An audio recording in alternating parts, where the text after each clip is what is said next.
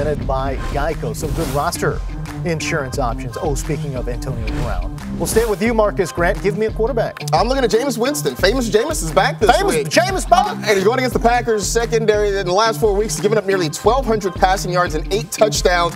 I know Winston has not been what we hoped he would be this year, but you look back, he hasn't been awful. And if you're looking to stream a quarterback, you could do worse than Jameis Winston. Green Bay secondary also banged up in this game as well. Akbar, give me a running back you like. Well, I'm going to go Peyton Barber. I think this is the more logical answer. And this is, of course, if you're struggling and you're kind of thinking about where can I go? Look, Peyton Barber, his opportunity is going to be this week. Doug Martin out.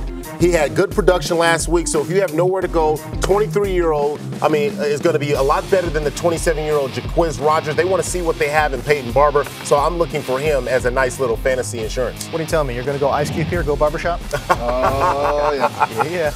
Michael Fabiano, give me a wide receiver. Corey Davis, Rashard Matthews has already been declared inactive, so Davis is a very good option against the Texans, who have given up over 43 PPR points per game to wide receivers. That's a lot. Since week 8. Yeah, that, guys, is a lot of points. All right, I'll give you a tight end. How about Julius Thomas versus Denver in what is a revenge game? 5.75 targets, averaging per game over his last 4. Julius Thomas. They're actually utilizing him.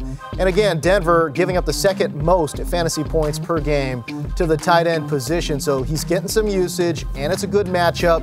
I know it seems weird because Julius Thomas seems like he hasn't been doing much, but over the last 4 weeks, he's actually been pretty productive for Miami. That was Fantasy Insurance presented by GEICO.